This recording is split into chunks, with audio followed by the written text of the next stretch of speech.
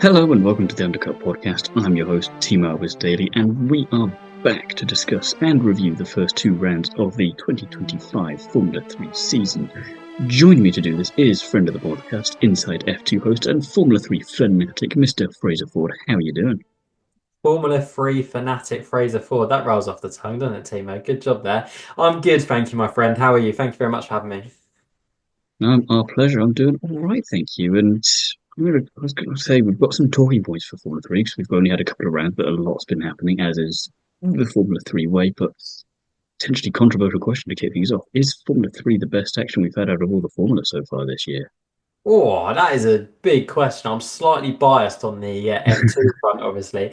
But no, listen, the Formula 3 has been brilliant this year, hasn't it? I know we've only had two rounds so far, but the action that we've seen in both Australia and Bahrain, unbelievable, as we expected, as we come to expect with Formula 3, a brilliant series. I don't know I think it was lap two in Bahrain. I can't remember if it was the feature race or the sprint race when you had four wide going into turn one on lap two. It wasn't even the first lap; it was lap two, and there was just cars everywhere. And I just laughed to myself. I'm just like, you know what? That is the reason that I love Formula Three is for carnage like that doesn't just last on lap one like we perhaps see in other series. Wink, wink, nudge, nudge. But it actually, it doesn't matter what lap you're on. You know, randomly, lap 10, for example, and you're having a free wide moment going into turn six, for example. It's just crazy, isn't it? And it's the reason we love Formula Three. But no, listen, it's been a great start to the season, and I'm looking forward to talking about it in more detail with you, my friend. think that's what Formula 3 has that the other Formula don't in some respects. And it's not a disrespectful thing to them as such. I think once you get to Formula 2, you don't want to risk those kind of maneuvers as much unless there's a certainty you can do it. And it's rare that you have multiple drivers thinking that at the same time. And F1, you just can't at most places because the cars are too damn big. So I think Formula 3, they all just you have this blend of drivers that you may know, you may not. It doesn't really matter. They're all very hungry to prove themselves, and they know how much impact one good weekend can have, or even one good race, as we'll get to with a certain driver later. And they're just there's more reward for the risk in some ways. So why not have it four wide at turn six in places that you're just like you're not supposed to be able to do that there. I'm not sure how that's worked, and the amount of times I think we heard in commentary the kind of gasps and surprises that they all made it through without actual carnage, because I think that's something we've also become a little bit used to in the feeder series is that you will try these things, and because they are a bit lower down and they're still learning in a lot of ways, you will get those kind of accidents more. But I think that's been one of the impressive things as well, is that we've not had any massive messes yet. I mean, I know it's only two rounds, but still, I'm taking it while I can. You wait till next round, Timo. No, it's I've said it now, yeah. yeah. No, listen, it's been good racing, and I think I worried for Formula 3 a little bit when we saw Kimi Antonelli jump straight from Freca to Formula 2. We saw drivers like Joshua Dirksen do the same. Josh Mason the year before skip test for F3 and jump straight into F2.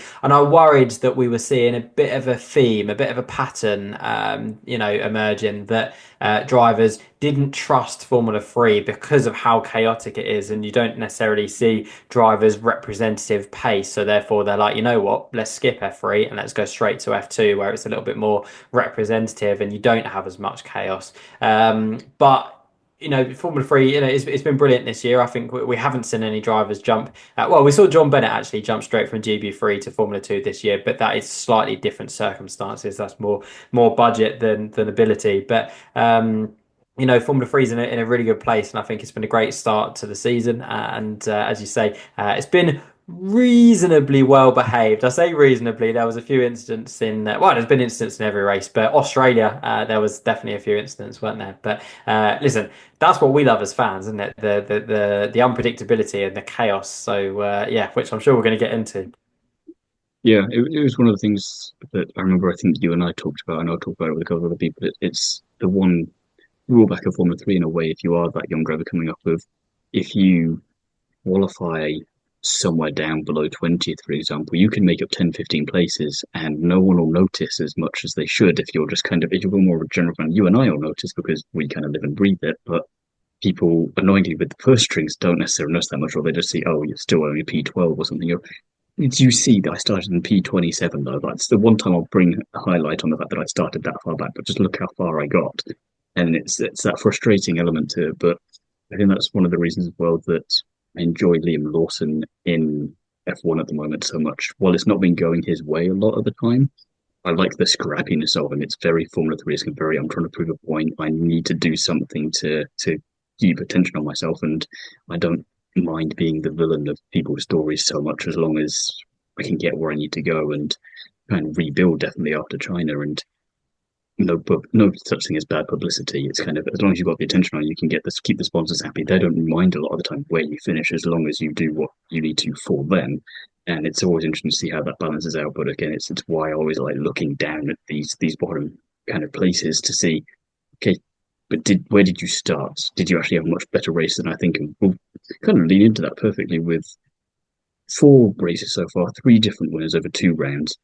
And while we talk about the winners in more detail, Rafael Camara had kind of one of those performances in Bahrain. He had an absolutely abysmal start, was it in the sprint race, I think. Started 12th, balls it up on the line pretty much, and then had to make his way back up through pretty much the entire field. Finished in P12, and you look at that as a result, and you go, oh, well, that was a boring race for him, wasn't it? And you go, no, it was the complete opposite. Yeah, Rafael Camara has been so impressive, hasn't he? Particularly as a rookie stepping into the series. I definitely at the start of the season, Thiemo, I had a few drivers written down as title candidates, if you like. And I'm hoping I'll be yours are going honest. better than mine. Well, yeah, majority of them were returning drivers. I had Stenshaw and I had Tramnitz. I had could Tsolov contend? Could Voisin contend? And then I had the rookies. Camera, Tappanen, for example. I actually had James Wharton down, but we'll get into him a little bit later as well. But those drivers who had more experience. I thought it was a season four experience this season, but Camera has come out the box unbelievably. He's been pole winner of the feature race and then fastest lap on both races. He had a 6 second lead before the safety car came out in Melbourne. He would have won that by a big margin in Formula 3 terms. He then had the same lead in Bahrain, 6 seconds, and what an unbelievable start to the season. He obviously he's done the postseason test at the end of last year and the preseason test this year, but doesn't have a massive amount of experience on the Pirelli rubber, the tyres for this year in Formula 3. And he hasn't looked like a rookie at any point this season. I don't think he's got his mistakes over and done with in the sprint race. Importantly, as you've said, a bit of contacts in Melbourne and then a stall on the start in Bahrain, but. Listen, you'd rather make the mistakes in a sprint race rather than a feature race, wouldn't you? The feature race is where the big points are dished out. He's done the job on Friday in qualifying, and then he's done the job on a Sunday, and he's looked superb so far. And I don't know what you think, Thiemo. Is it too early to be talking about the title after just two rounds? Want to say yes, but at the same time, you'd be hard pressed not to have him as a favorite for it. But I might leave that more to you than to me because I think we know what kind of luck I give drivers, and I don't think we want to do that to Mr. Kamara.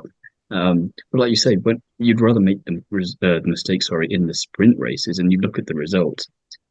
The feature races, he doesn't just win; he gets pole and he gets fastest. He gets the maximum out of the big point playing positions, and I'm not saying I'd like him to do this for the rest of the season, but I'd be interested to see what a season would look like if you just did that at every feature race and then didn't score anything in the sprint races just to see where you'd end up. Because as a rookie, doesn't matter as much because you could just come back next year and learn from the mistakes there and go, I don't know how I didn't score any points in any sprint races all season, but we'll try and fix that for next year.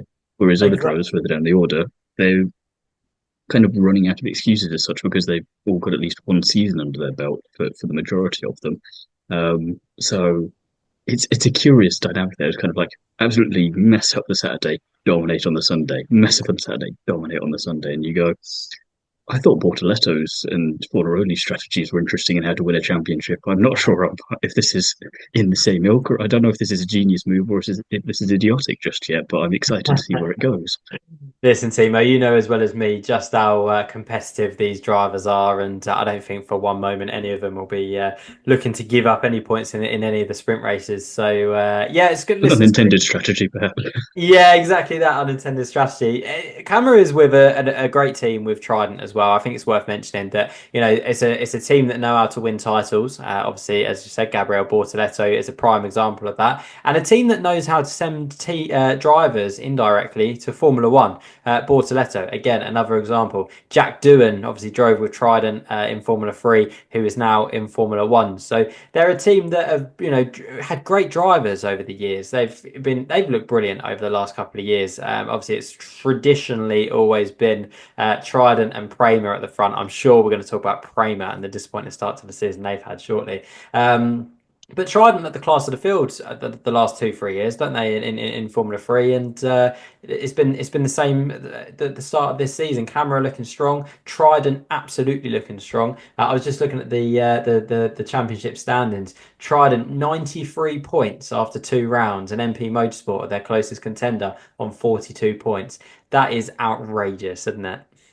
There should be something said about driving for a team all Trident, three-pronged approach in Formula 3. Something about that just works for them, I think. Exactly that. It's no, it's been a great start to the season for Trident, and I don't see that slowing down. I think they're going to continue to be the class of the field, and I think Camara is. I'm not going to talk about the title, but he's looking good, isn't he? Early days, but yeah, it's looking good. Well, you say it's is it too early? But I think we're about a fifth of the way through the season already. So as weird as that is, kind of somewhat accurate to say. Another word though on the other two race winners that we've had so far this season, we had Santiago Ramos winning the sprint race in Melbourne, and then obviously we had Nikola Tsolov winning the sprint race in Bahrain. Two very different seasons for both of them. It was kind of curious trying to find out where Ramos was when I was going back and recapping the season so far and going, oh, that's that random driver down in P11 who started perfectly and then it's tapered off a little bit since then. And Solov, both expected and unexpected in some ways. I don't really know what to do with him just yet as a driver. He's obviously quite experienced now in Formula 3. The race win shouldn't be too surprising. We can talk a little bit more about how that win came about in a second because there's another driver that I know that we both really want to talk about. But consistent point finishes for him, less so for Ramos. I'll be interested to see how those two develop over the course of the season. You'd say out of the two of them, if we are going to talk about the title, that Solov should be making a charge for it at the very least, because otherwise his time in the feeder series is running out, maybe. Yeah, Ramos is a driver that I should have mentioned when I was speaking about title contenders and returning drivers because I did think that Santiago Ramos would have a much better season this season. Obviously, last year was his rookie year, and obviously this season with VAR returning driver, I thought he was going to do a good job. He was linked with a Formula Two seat at one point as well for this year, so I wasn't sure whether he was going to be in Formula Two or Formula Three, but he'll definitely be a driver who I think will be aiming for the title this year, and he kicks that off, didn't he, in the best way possible, winning the sprint race in Australia. And then since then, no points scored in the feature race in Melbourne, no points scored in the sprint race in Bahrain, and no points scored in the feature race in Bahrain. So I think When he'll we be say consistency is key in motorsport, this isn't what we mean.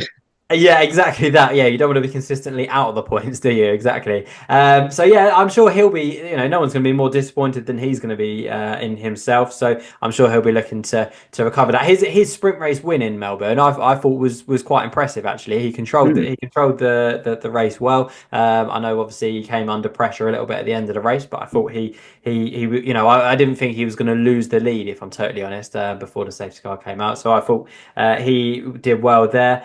So I'm sure he'll recover, he'll bounce back, won't he, from a couple of difficult races. And Nikola Tsolov, as I said, is at the top. Definitely one of my favourites going into this season. Great way to kick off the year. Obviously, that battle, as I'm sure we're going to get onto with Freddie Slater, important for some of these drivers to get a win on the board nice and early, isn't it? To ignite that title challenge.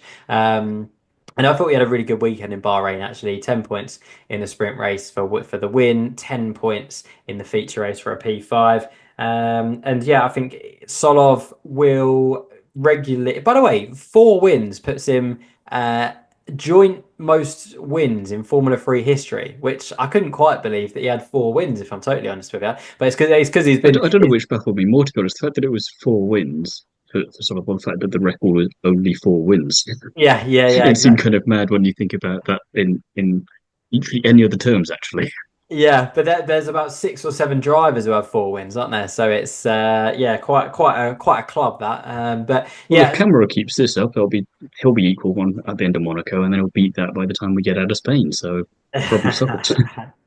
yeah, exactly that. He yeah, obviously did very well in Fracas, didn't he? Winning races left, right, and centre. So maybe this year will be the same for him. But yeah, no, Tsolov, as you say, time is running out. Is this season. It's do or die this season, and it's this season or nothing. If he's going to be in Formula Two next season and make the jump up, he needs to be finishing in the top three of the championship to maintain a creditable reputation moving into Formula Two next season. I think. Then we come to a driver who, if this was a TV show, you'd have all the kind of staple cast that had been there for about 5 seasons, all very well established.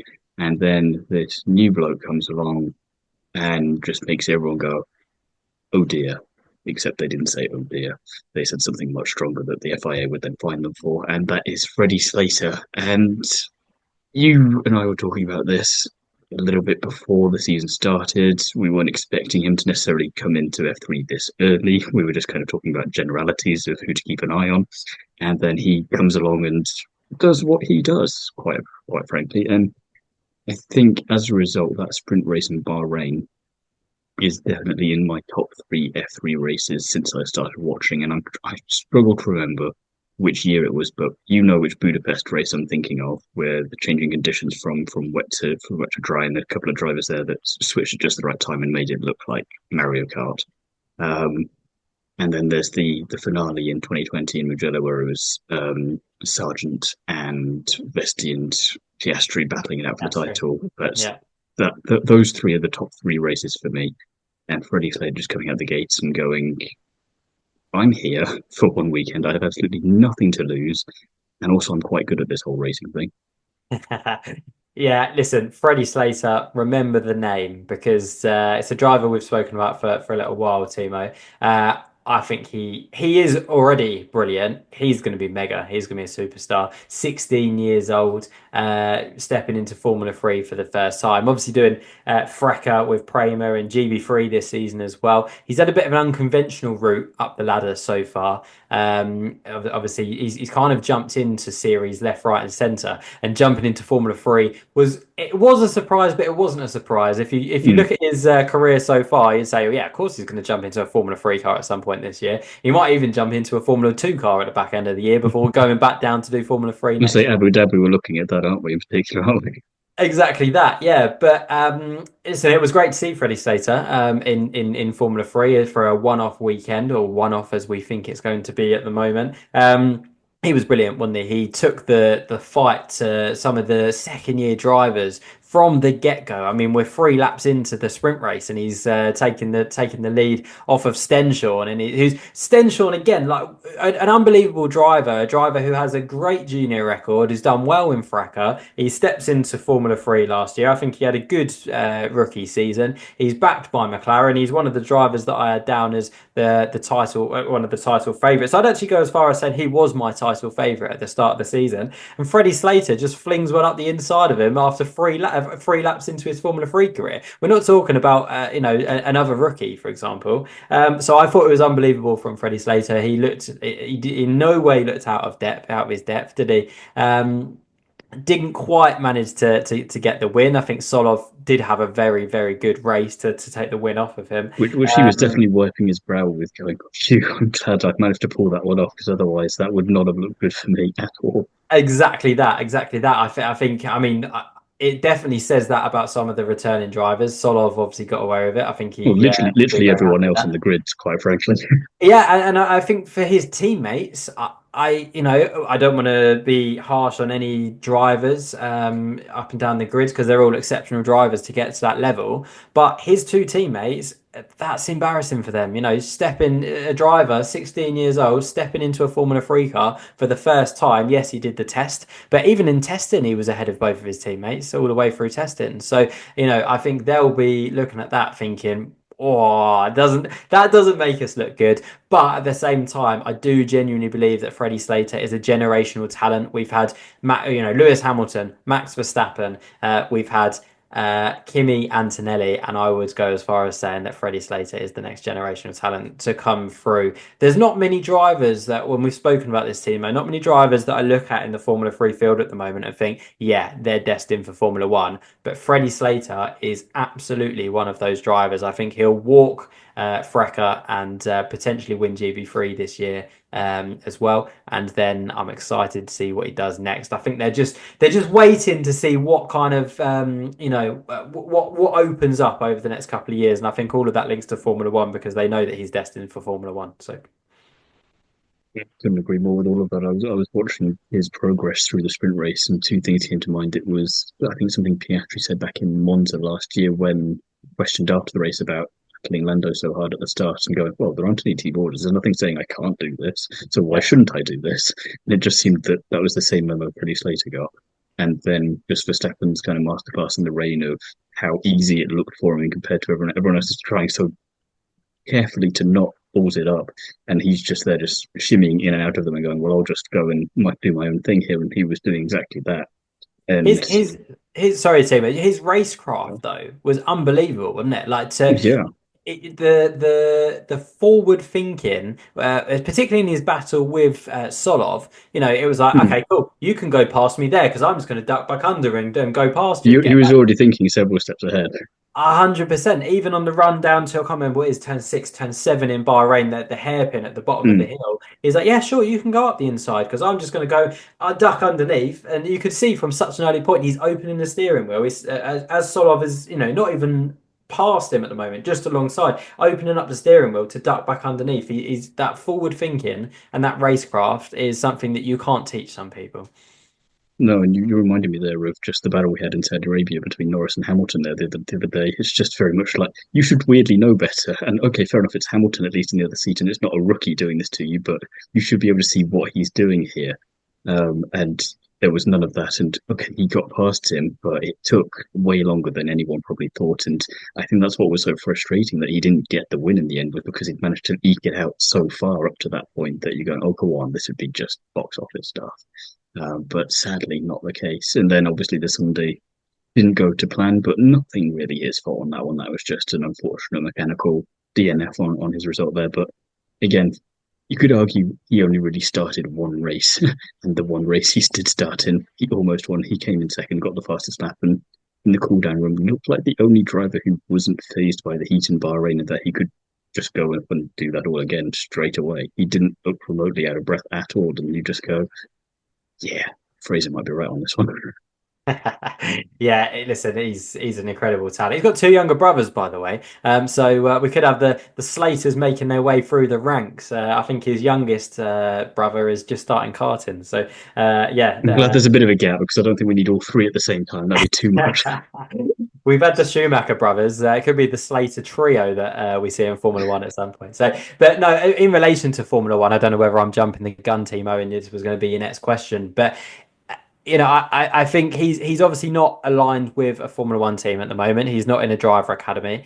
I think that he obviously is good enough to be in a Formula One academy, and I think he's just waiting. I think the Slater team are just waiting to see what is the best way to Formula One, and they've got they can. I'm sure any team on the grid would have seen Freddie Slater's talents, and he has the pick of the bunch essentially, doesn't he? And no team is going to say no And the to advantage of time. signing.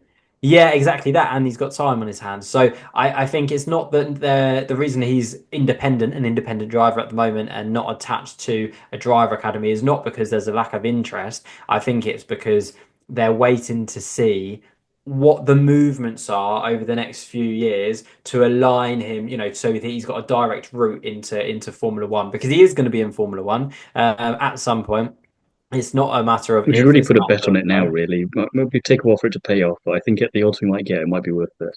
100%, exactly that. So I think the Slater team are just waiting to see what the best route in is, and I think it'll be really interesting to see where he ends up because whatever team end up getting Freddie Slater's services will be a very lucky team.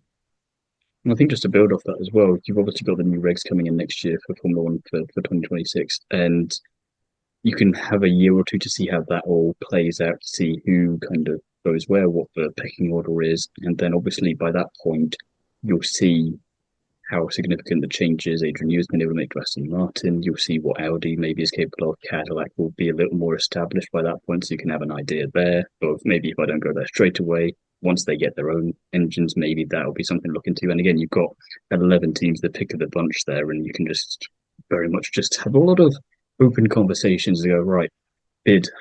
Oh, and whoever's got the highest, I'll go there instead of me having to choose between all of you and feeling under pressure, which if you're a young driver coming up, that's kind of what you want to be in the position of.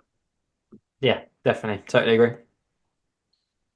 Formula 3, this year we've had 11 drivers already on the podium out of a possible 12, with I think it's just Camara ruining that statistic, is to be perfect. But yeah, that intense is just, is it just Formula 3 being Formula 3 or any of these championship contenders? We've talked about a couple of them already, but we've had Ramos, we've had Stenshorn, Belinsky, Camara, obviously, Stromstad now, Slater, Toponen, Boysen, Tsolov, and Tramnitz. Of the ones that we haven't touched on already, do you see any of them making it back on regularly? Any of them championship contenders for you, or any surprises for you there already in terms of, well, kind of wasn't expecting that, but happy to see them up there because again, Formula 3 can definitely deliver on that from occasion to occasion. Yeah, there's numerous drivers there that have impressed me. And by the way, I think it's way too early to be saying that some of these drivers aren't title contenders. So Tramnitz, obviously P2 in the standings, 30 points. He's 26 points behind Camara. All it takes is for Camara to have a bad weekend and Tramnitz to win the feature race and have a decent sprint race, and all of a sudden he could be top of the standings. So yeah, absolutely. I think Tramnitz is one to keep an eye on. As I said, Stenshorn is definitely one to keep an eye on. McLaren batch driver. Who I think I had as my favourite coming into the start of the season. Sorry, coming into this season, and I think Stenshorn. I think there's more from him to come. Obviously, no points in the feature race in Bahrain, which I'm sure he'll want to make up for. Tsolov we've covered. I think Tsolov will win more races this season, and that's outrageous that Nikita Tsolov could become the outright holder of the most wins in It'd be Formula. very Formula 3, wouldn't it? It would exactly that, exactly that. So, but yeah, Tsolov, I think is absolutely a title contender. I can't argue with that. Definitely not. And Voisin's the underdog for me. Voisin in the Rodin is a driver who, doesn't necessarily come with the most outrageous junior career. He did well in obviously to win the GB3 Championship a couple of years ago. But that was against Alex Dunn and Joseph Lope, two drivers who led the championship for a long time and great drivers themselves. But I think Voisin is probably the underdog in there. But he did well last season for Rodin, and it has to be said, by the way, Rodin perhaps an historically uncompetitive team in Formula 3 who are doing very well this year, fourth in the standings, and have three drivers who all look like they can win races. So yeah, Voisin definitely the underdog. And then Tappenham for me is someone who, not a great start to the season in Melbourne, no points, but he looked very competitive in Bahrain. He's a driver who I rate. I think he's a driver that will almost it's a stop and go, if you like, in terms of Formula 3. I think he'll be off to Formula 2 at some point, if not next season, definitely the year after. Ferrari back driver. So Tappanen, I think, is another driver who, again, 20 points so far. Absolutely can build on that, and so yeah, they're the drivers to watch for me. Not surprised any of them have been on the podium so far, and looking forward to see what else they can do. I think Boysen and Depone in particular, despite the differences in the background and how they came into Formula 3, are the kind of drivers that we do need in Formula 3 and potentially Formula 2 as well, purely for that reason. Because as much as we love seeing these generational talents like Freddie Slater come in and seeing drivers come in for a season or two doing what you kind of expect of them and not being too spraying, but just being good, you need some of these underdogs to come in and show there is another way of going about it. You're kind of Felipe Drugovich in a way that you can make it to the top. And okay, in Drogovich's case, it's not quite worked in the way he's wanted to, but the fact that he's gotten to where he's in the first place is kind of testament to that method in itself and showing it is doable. You don't need to be absolutely tied to a team. You can be a bit independent for a while. You can kind of be underperforming for a little bit or not have the gold, gold, gold, gold, gold kind of pathway all the time. You don't need to skip formula and then be in there immediately and then burn out quickly and then you're gone and no one ever notices for you again. You don't need to do that.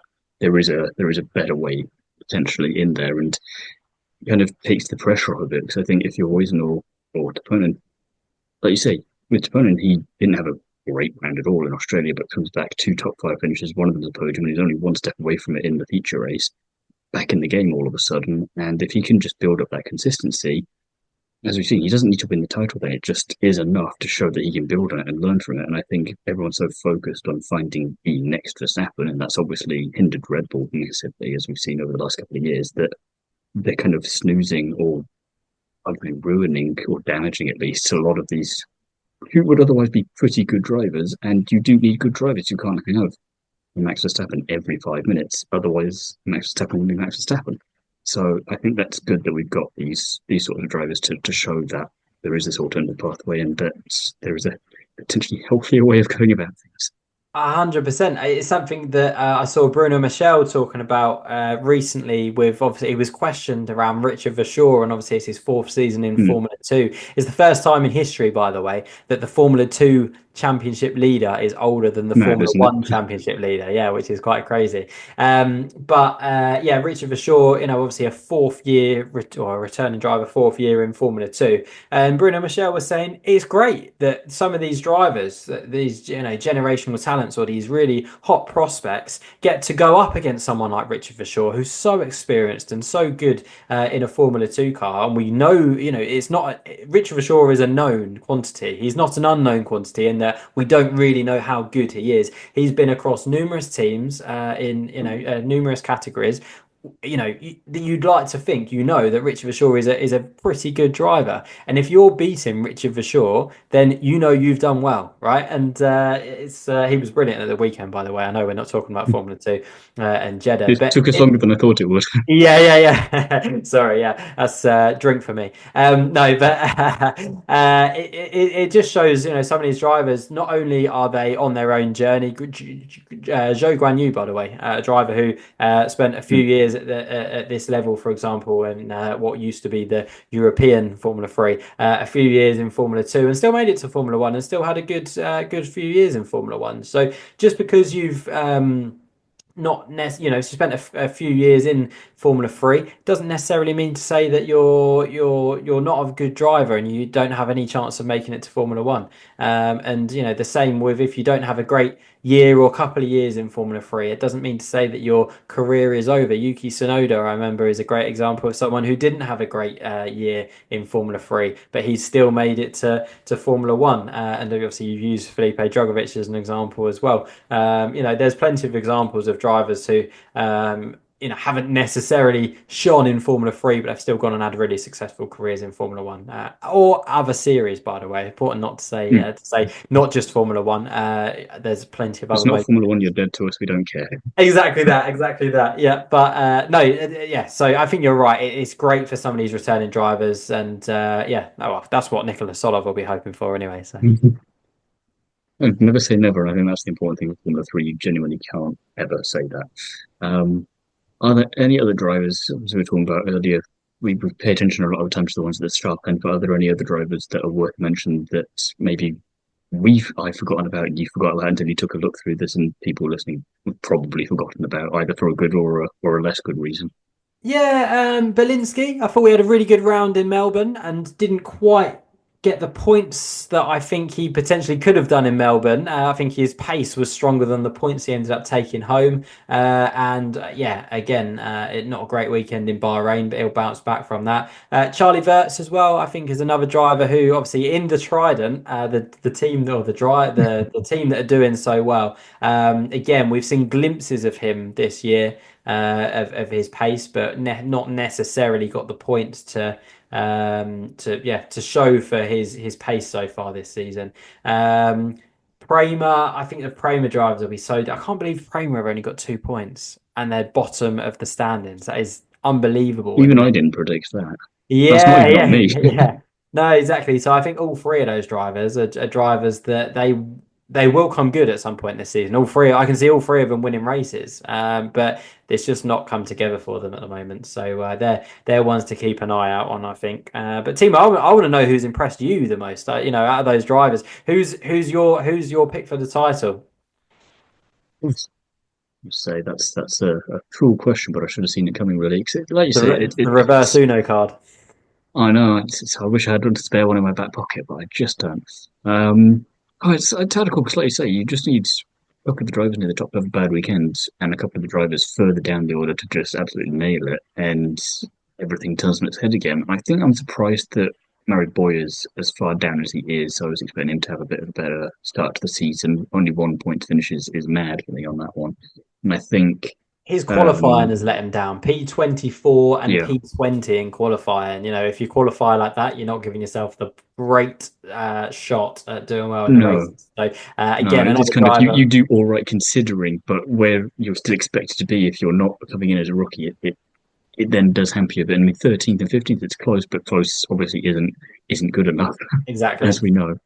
Um, I think who's oh yeah, Christian Hode's kind of somewhat impressed me because I was intrigued to see how he'd get along. He's got an interesting history there, and obviously the Euro Cup Formula last year was uh, that was interesting as well. Let's put that diplomatically, with how all that panned out, and it was quite amusing actually. I got the chance to ask him a couple of questions in one of the pre-season press conferences, I think, and it had just been confirmed a day or two before that he actually had won it, the championship. There's a whole controversy there. If you don't know, if people listening, go and read that. There's articles, plenty with plenty more detail. We don't. That's a whole separate podcast in itself. Um, but I sort of said to him, does it kind of give you a bit of peace of mind now that it's all settled finally and that you're a champion? You can go in with a bit more confidence, a bit more vigor and everything. And just the most kind of Kimi Raikkonen style answer of, I won that last year. I've known I've won that for ages. It's done. It's over. I don't need to think about that. There was, regardless of how that was going to get ruled one way, though, that he was just adamant that he'd won that. And I was going, okay, fair enough. Well, at least I'm clear on the answer. It's not been playing us mind at all. It's just very much done. So I'd be interested to see how that mentality helped propel him up because Australia didn't go well for him, but then 2 races in the points, it helps, and you're ahead of experienced drivers or drivers that you'd expect to be further up the order. So that's always a confidence boost. And then the other one, just out of curiosity, because we don't get too many Asian drivers, I don't think, coming into Formula 3 and Formula 2 these days, is Gerard G down in 27 at the moment. He's not scored any points, but he comes from kind of a strong background up to now. And I'll be interested to see how he develops over the course of the season and if he then does come back next year, depending on how that looks like. It's going to be a shame to come all that way for one season and then kind of return me at it if we want to find a less favourable term there. But I've noticed I've managed to go all that way with avoiding answering a question about who to go for the title. But as you'll probably try and catch me back out on that one, let's be left field. Let's because Camara feels like the easy option there.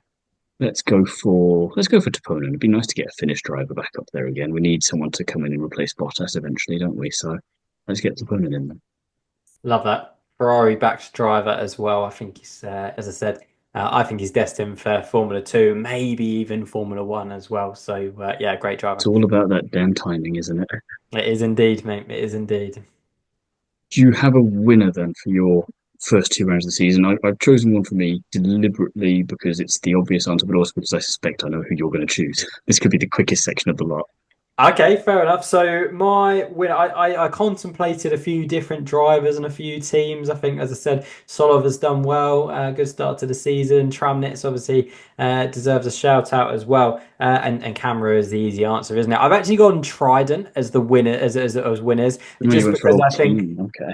yeah, I have gone with a team just because I think, Camera has obviously been superb. But it's not just Camera. Stromstead, by the way, who we haven't mentioned in this podcast, and we probably should have because the second highest rookie and had a brilliant start to his Formula 3 career. Camera, Stromstead, and Verts all having the pace to, or no, in both on both weekends to compete. that's not easy going, and I think all three drivers have done well, but they've done well because the team are obviously working very well together. So as I said, I toyed with a few different drivers. I toyed with Rodin as well, who have had a great start to the season and up in fourth in the championship, which is yeah, quite lofty heights for them considering it's Formula 3. But I am going to go with biggest winners as Trident. So have you gone different?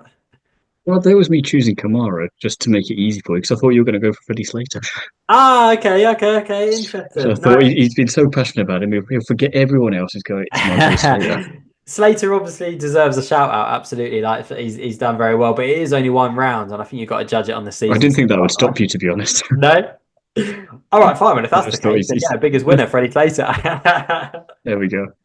No, but I can't argue with you on the Trident factor there. Like you've had all three drive, well, nearly all three drivers. I was looking at the wrong name there for a second, but again, Verts hasn't been far away, and when he's had the one retirement, like you say, but the other two races in the points in that third race, just one place away. It's that age-old thing of just one more lap, and who knows, it could have been there for him.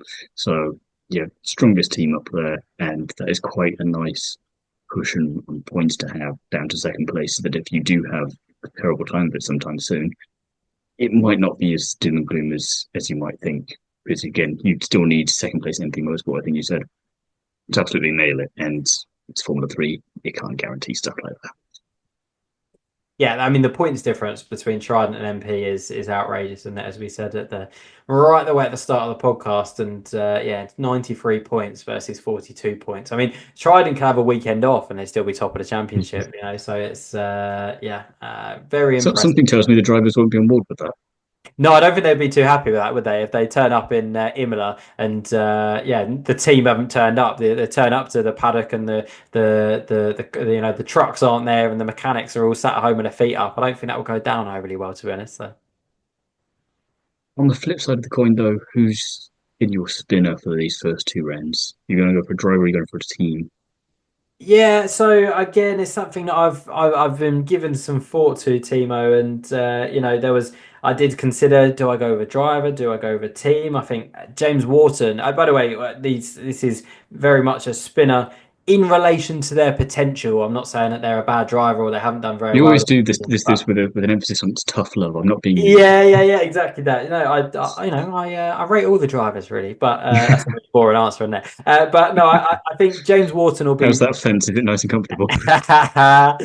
I think James Wharton will be disappointed with the start to the season that he's had. Obviously, no points so far, and a driver that I thought could be, you know, a contender to be the best rookie. So I think he'll be disappointed. Van Hoopen, also another driver that I thought, you know, Mm. was going to be a contender and win races this year, and he's had a bit of a disappointing start to the season. So both of those I considered, but my biggest spinner has to be, and you might have gone for the same, Timo. It has to be Prema. 2 points. 2 points from four races for the most successful team in Formula 3 history. That is not good enough, is it? 2 points. They've got everyone working overtime on Standard. IndyCar and trying to figure out the problems they're having there. Yeah, exactly that. They've forgotten about Formula 3 by the sounds of it. So, It's the two and but a no, half men meme, isn't it? We've left yeah. something somewhere for right. What is it? Oh, it can't be anything important. Exactly that. But no, I mean, even Dams are above them, and it's Dams' first season in Formula 3. So Yeah. I think by their own high standards, Prema will be extremely disappointed with the start of the season they've had. But there's still a long way to go yet. And listen, if we get to the end of the year and we're doing a Formula 3 season review and Prema are 10th in the standings, then I think that's a totally different conversation, and we'll be saying, "Pwah, you know, tough year for If they're Prema." still this way halfway through, they need to Yeah. hire Freddie Slater. Yeah, exactly that. If he can't fix this for us, then we're definitely going back to the drawing board. Yeah, exactly that. I don't think it's the drivers though, because the drivers are all good drivers, aren't they? So it must be something that is something that's. I mean, Badua and yeah, I listen. They're all good drivers, aren't they? No Leon, and so they haven't got a bad driver in their rostrum. So yeah, I think there's something going on there that they need to try and sort, isn't it? So yeah, I do have to say Prema on this one, but I do think they will pick up as the year goes on. Maybe starting with a home race in Imola. I'll say the slight silver lining, which feels like a backhanded compliment, if it can't get any worse. So That it's only up is from very here. true. At But kind least of they've scored following 2 points. Well, true. We've had teams before where it's not looked like that's going to be possible. So at least they've got that off their back. And following a similar vein, I think it's based off the potential, and we've heard this driver talked about so often, um, and yet have very rarely seen them. So it's kind of weird that now that we see them, it's not really materialized yet. So I've chosen Ugu Ojukwu for Yeah. my spin of just because we hear so much from Zach Brown, from Aaron for years now, and you got to purposely go looking for the races that he's been in because he's still kind of that low down in the pecking order in terms of the road to Formula One, and then he gets into Formula Three, and he's this driver where he's been talked about in the same kind of breath as this generational talent that I feel like is starting to get overused a bit. And 4 races, 2 rounds, and his best finish is 1/10 place in a feature race, and you go, ooh, what's happened there? And I don't quite know the answer. Like you say, he's not billed as a bad driver. He's obviously not a bad driver because he's gotten to this point, as you point out. But something's not clicking there just yet, and I'm a little bit surprised. So I'll be, like you say, if Frame is still at the bottom end of the pecking order by the time we get to the end of the season, I'll be surprised. And the same with Ugo, but it's not how he wanted to start things, I'm sure, and not how the team wanted to start. And you just are all left scratching your head at it, going, "You, why? What's that ground scene?" Because I've yet to see it myself, and you just hope it's going to come alive. Because, like you say, Formula Three is this free for all, and maybe in another couple of rounds when we're doing a part two to this, we'll be going, oh, I might just have to go back and edit out bits of that previous podcast. But again, it's just not the start that I'm thinking anyone was hoping for. And again, if you're an outsider looking in and you don't know many of these drivers anyway, because you're more of a general fan, perhaps you go, okay, I'll follow because of Ugo. And you go, where is he? I've not seen anything of him. No, exactly that. It's a good shout because I think no one will be more disappointed than he will with the start of the season that he's had. In relation to his potential, and he won the final race of the year in Freca, didn't he, in Monza? And I thought, okay, Hmm. a guy that's stepping into to Formula Three with a bit of momentum, maybe he can carry this with a team that he knows well in Prema and a kind of an environment that he feels comfortable in, but it just hasn't worked for him so far this season, has it? And I think, I'm sure the I was going to say the break, but I mean they had a bit of a break between Melbourne and Sakir, didn't they? So, but yeah, I think the break between Sakir and Imola will be a good time for him to go away to reflect on his first couple of rounds in Formula Three, and to come back is a bit of a reset, isn't it? And to come back and for Hugo, his season starts in Imola, and he's got 8 rounds rather than 10 rounds. So I think he. Again, I said that when we started talking about Prema, that I think all three Prema drivers will win a race at the bare minimum this season, if not races. So yeah, let's wait and see how I Hugo won't. I won't does. start making humble pie just yet because I'd like it to happen as well. But it's Yeah. it's not looking good already. I tell you what, Timo, you can clip that, and we'll revisit it at the end of the year. And That never goes well for me, does it?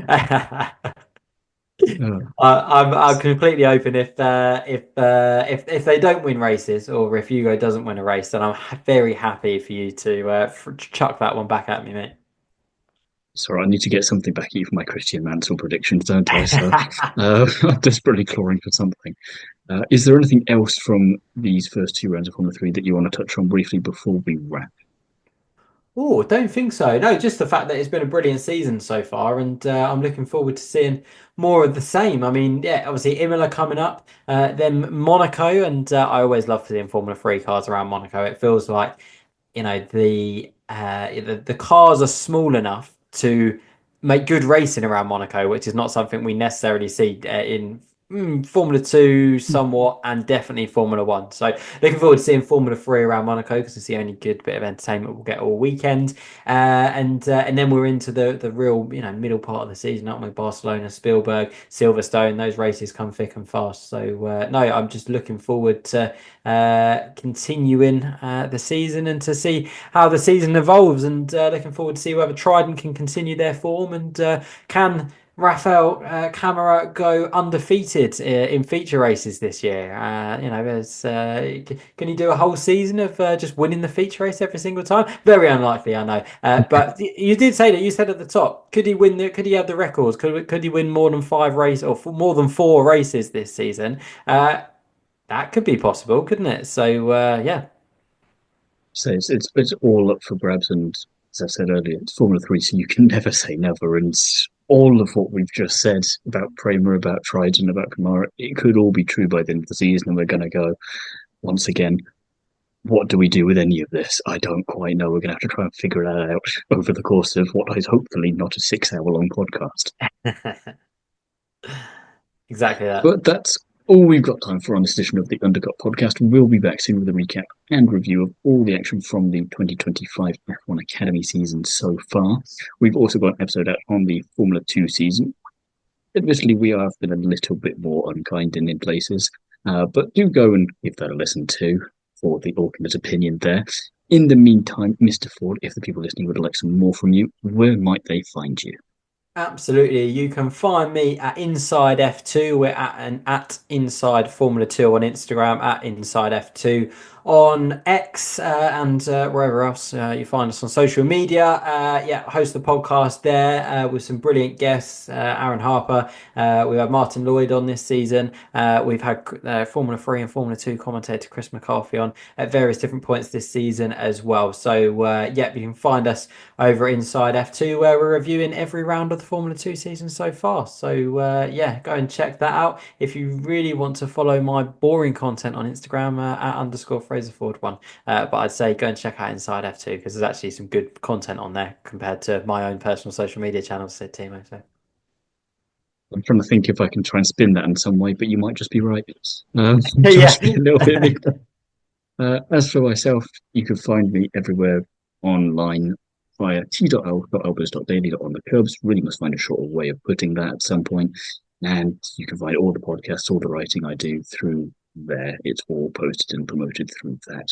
In the meantime, thank you very much for listening, and we will be back soon with another episode.